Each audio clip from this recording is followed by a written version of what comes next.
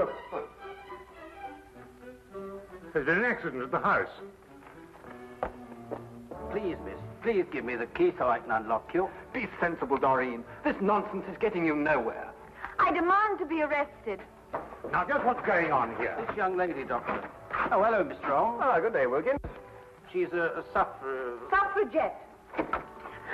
We demand that women be given the right to vote. Yes.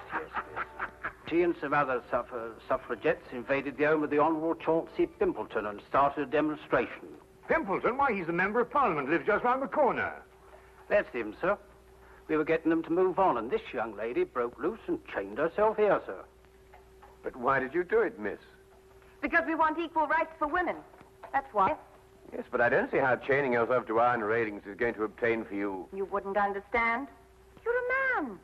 She probably wants to wear trousers, too. If I wanted to, I would. Mr. Holmes, can you get her loose? She slipped the key of the handcuffs down her... We're waiting for a hacksaw now, sir. That's right, a hacksaw. Hack me to pieces while you're at it. I'm only a woman. I believe I can help you. I don't want any help. She wants to vote. Now go on home and cook your old man his supper. Now arrest me. I insist upon it. I'll leave her in your hands, if I may, Mr. Holmes. Coward! You'd arrest me if I was a man. Mr. Holmes, may we impose upon you? I somehow have the impression you already have. Won't you come up?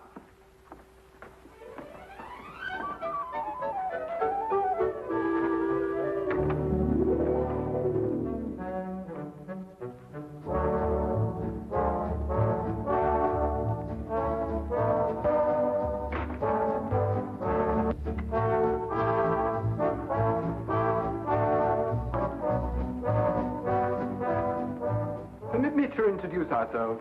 This is my fiancée, Miss Doreen Meredith. First secretary to give the women the vote. I'm delighted to meet you, Miss Meredith. And I'm Henry Travers, personal secretary to Mr. Pimpleton. Oh, yes. I seem to remember that it was Mr. Pimpleton who led the attack on the Suffragette bill in the House the other day when it was defeated. And very, very resoundingly defeated. Yes, that old stuffed shirt. He'll be sorry. I wish you'd get out of this Give Women the Vote League, Doreen. It's dangerous. Yes, I can see that it has its inconveniences, Mr. Travers, but I don't really believe that it's dangerous. Would you call bombs dangerous, Mr. Holmes? Good heavens, are they using bombs now? Oh, just a teeny one. Boris and I made it to blow up a lion. My dear young lady, you don't blow up a lion, you shoot it. Who is Boris? An anarchist. An anarchist. He's an old dear who wouldn't hurt a fly. Blowing up lions, anarchists.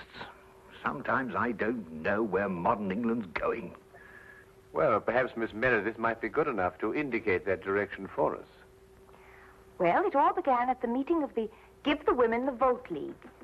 Miss Agatha Axton, our president, was presiding. Quiet, ladies, quiet. I've called this meeting of the council in order to consider our next step in view of the defeat we suffered last week. As you know, the Honourable... Honourable... Bosh. Even if he is my cousin. Well, anyway, Chauncey Pimpleton rallied the anti-women forces in Parliament and defeated our bill by the narrow margin of 347 to 1. Boo! Pimpleton! Boo! Pimpleton! We've got to do something, ladies. We're not making enough noise in the world. What would Joan of Arc do? What would Catherine of Russia do? They would attack. They would blow up something. Blow up something? How do you do that? I don't know, but they would do it. Don't bombs blow up things? I think they do. Let's buy a bomb. Where can you buy one? I've never heard of a bomb shop. We could make one. I'll make one. Can you? I don't know. I've never tried. I'll get a book. Good. But, What shall we explode? Let's explode a lion. Wonderful. We'll explode a lion. A very small one, of course. Well, anyway, I didn't know how to make a bomb. So, So she advertised in the Times. Wanted, a person who knows how to make a bomb. Oh, yes, yes. Dr. Watson and I read the advertisement. We tried to decipher it under the impression that it was a code. Never occurred to us for a moment that it meant what it said. well, anyway, Boris answered it. Yes, that's right. I am the person who makes a bomb. Sit down. Please, it is you who advertised. Yes, it's me. I'm so glad you answered, Mr. Turgov, Boris Turgov. Do you really know how to make a bomb, Mr. Turgov? All over the world I have made bombs. Big ones and little ones. Bombs that go... and bombs that go... Well, you must understand, we don't want to hurt anyone. We just want to blow up one of the lions in Trafalgar Square. I think a little bomb would do, one that goes... One that goes... Do your bombs make a lot of noise? Not those that go... Oh, I must ask you just another question. It's a matter of principle. Do you believe in the equality of the sexes? Please, I'm an anarchist. All I believe in is nothing. Oh, excuse me. That sounded funny. Have you the ingredients for the bomb, please? Oh, well, I'm afraid you'll think me an awful amateur, but I don't know what ingredients go into a bomb. Is nothing. We will go to the chemist and buy them.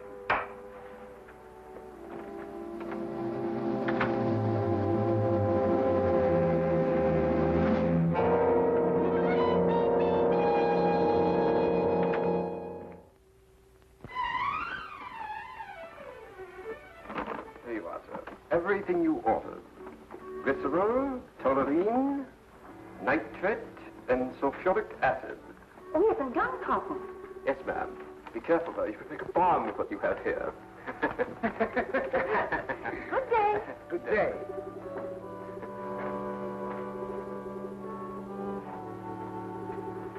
Glycerol, toluene, nitrate, and sulfuric acid. Gunpowder. Good Lord, that's all they can make with the stuff. A bomb.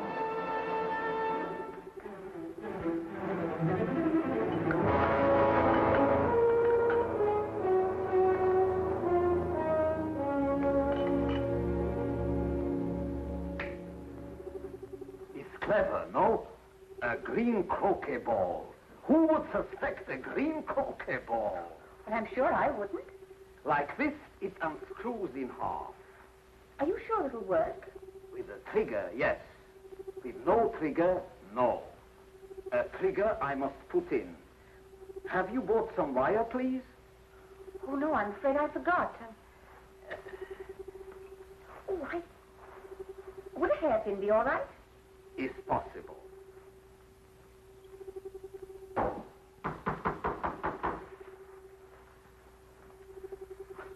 Hello, darling.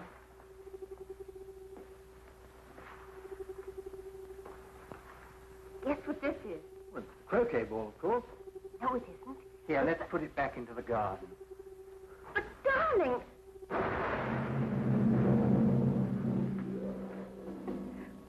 Well, fortunately, Boris made the wrong formula. It was only a small explosion. And so you made another bomb out of a croquet ball. Oh, yes, we went to work on it right away. Where is it? Here.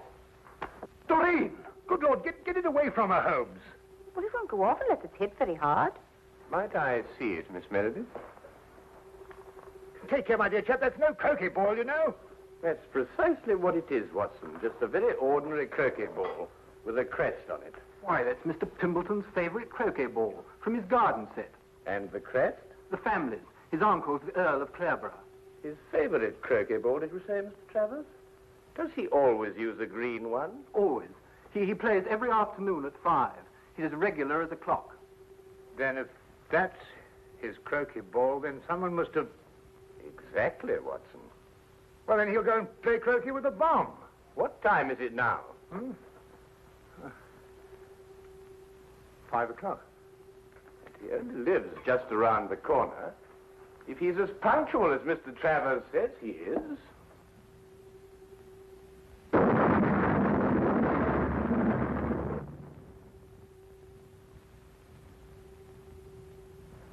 He is.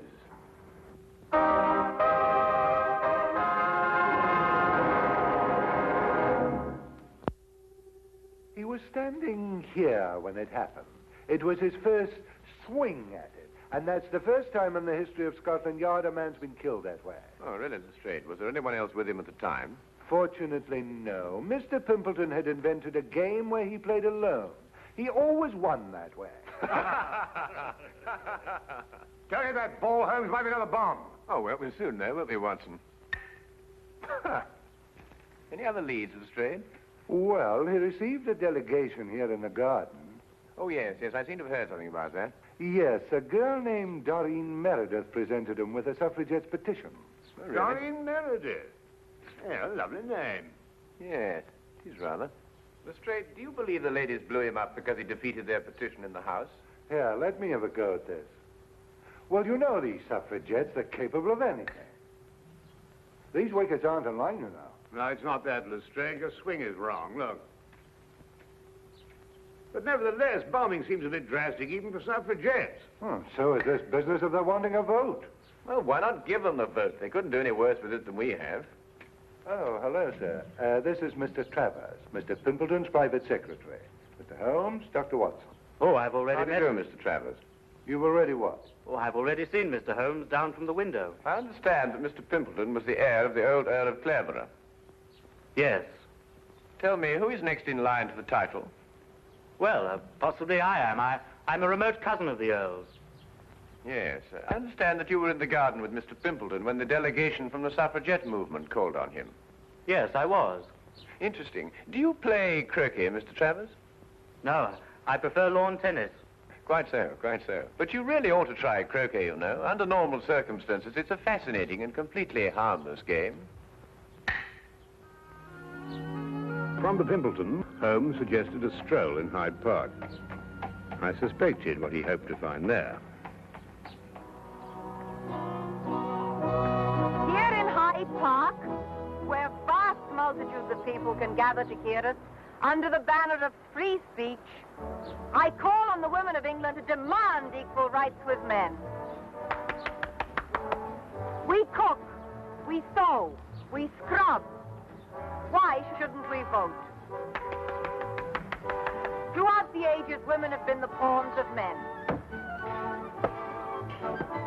Men of England, hold your ground. Keep women where they belong, in the kitchen. Women of England, keep out of the kitchen. Give them the vote now, and in 5 years' time, they'll be running the country. Sir, I ask you, are women slaves?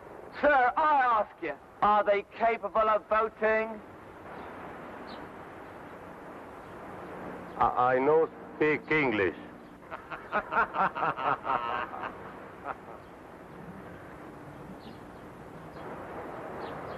Haven't you got anything better to do? You...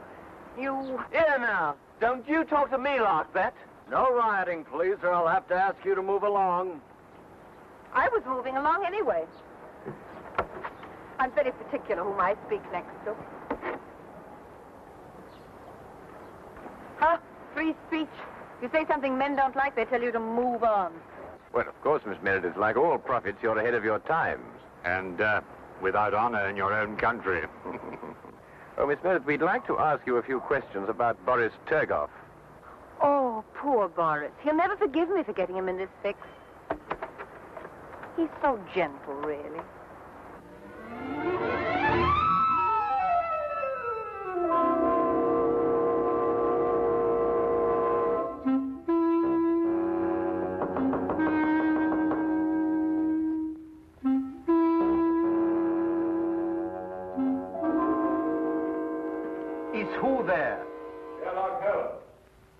want what? I'd like to have a word with you, Mr. Turgot.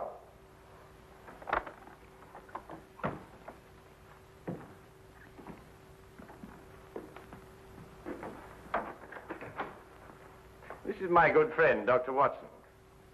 I'm told you manufacture bombs, Mr. Turgot. All kinds. Long fuse, short fuse. Did you make only one bomb for Miss Meredith? Oh, you know of that one. Well?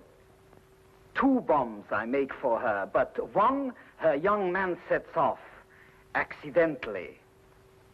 He says. Do you know where this other bomb blew up? Yes. In Mr. Pimpleton's garden. Not the first time that the Turgov bomb goes off in the wrong place. Can you explain how the bomb became substituted for the croquet ball? No. I do not go inside the house. I wait outside. Then the police come.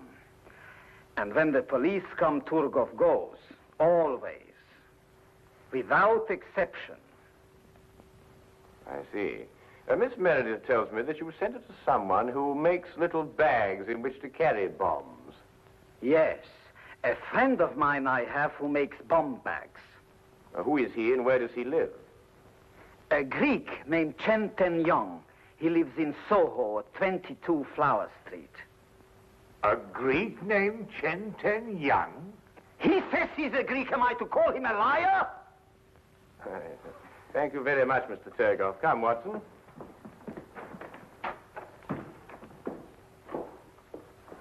Mr. Turgot, I wouldn't manufacture any more bombs if I were you. Scotland Yard's looking for you.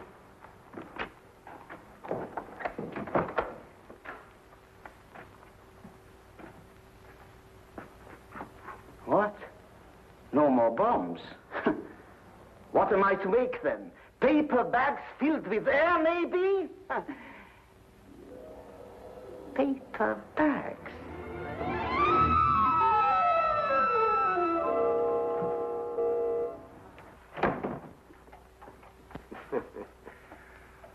Now where, Holmes? Well, now a visit to Mr. Chen Ten Young, and then a bit of research at the College of Heralds. College of Heralds? You mean where they keep all the records of the title family? Precisely. This case started with the theory that women would get the vote, and I believe that one day they will. Oh, nonsense. And the solution of the crime lies in the theory. You mean some hidden factor we may have overlooked? Some subtle factor, Watson. Like a bomb?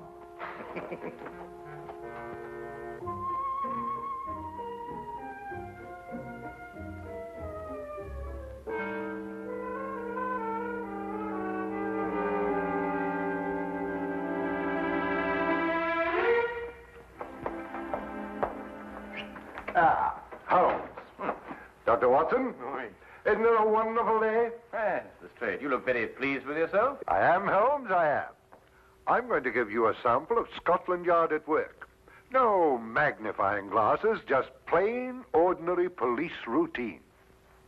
Excuse me, Dr. Watson. Send him in, Wilkins. Very good, sir. Send who in? All the people connected with this bomb business. Miss Exton, will you sit here, please? Miss Meredith, will you sit over there?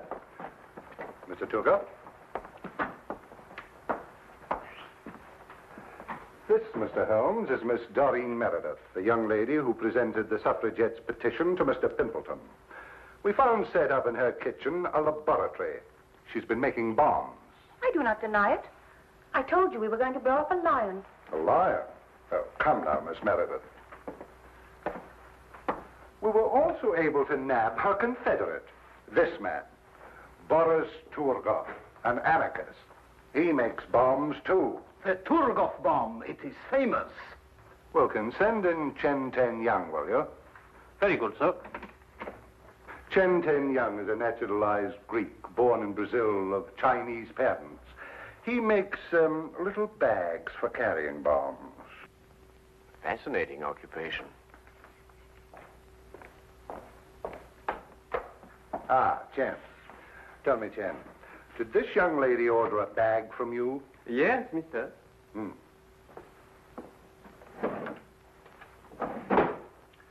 Did you make this bag? Yes, mister. 5 shillings 6 pence. That is so, but on price. I see. Well, there it is, Holmes. There you are. An open and shut case. Miss Meredith killed Pimpleton because he was anti-suffragette. Ingenious, Lestrade. Really quite ingenious. You know there's only one thing wrong with it. What? Neither Miss Meredith nor Mr. Torgoff are guilty. Oh, I didn't expect you to agree with me. You never have. Well, not always, Lestrade, but sometimes, you know, sometimes. However, in this case, the real murderer killed Pimpleton for one reason, and one reason only. To be next in line to the title of the Earl of Clareborough. Well, who is next in line? Look here, Mr. Holmes, you trying to imply that I... Miss Meredith, after it was decided at your suffragette meeting to blow up a lion, who invited you to Mr. Pimpleton's house? Why, Agatha. We had to decide about the lion. Did you carry the bomb? Yes, in the bomb bag. Where? Wait a minute. This gentleman had access to it, too. Together with this lady. What does that mean? It's an intriguing title, Clareborough.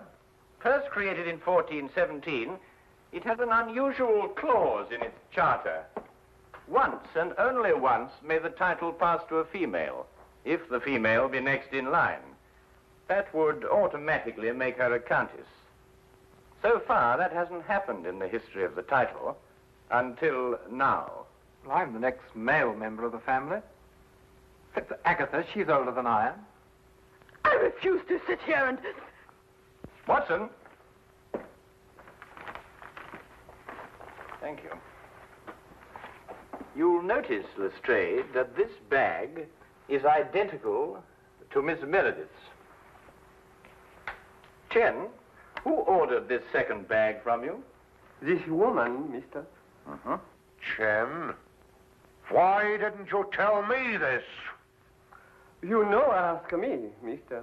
This man, he asked me. And you see, the switch was simple and premeditated, of course. Why, Miss Axton, how could you? Preposterous!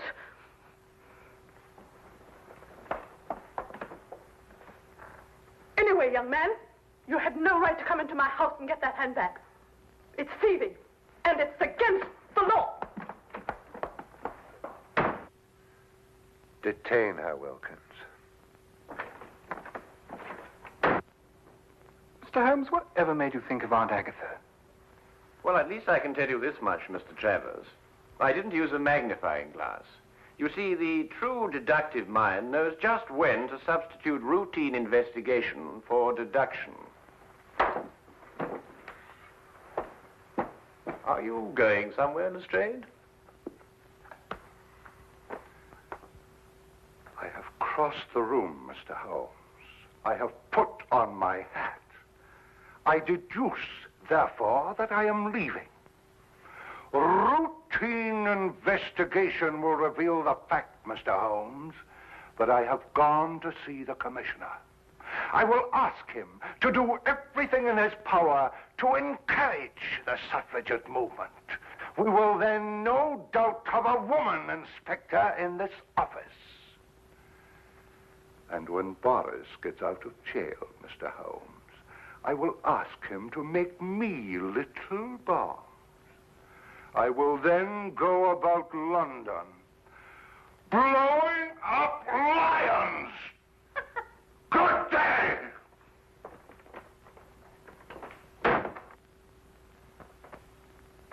You know, Holmes, I've been worried about his complexion lately. I think Lestrade needs a rest.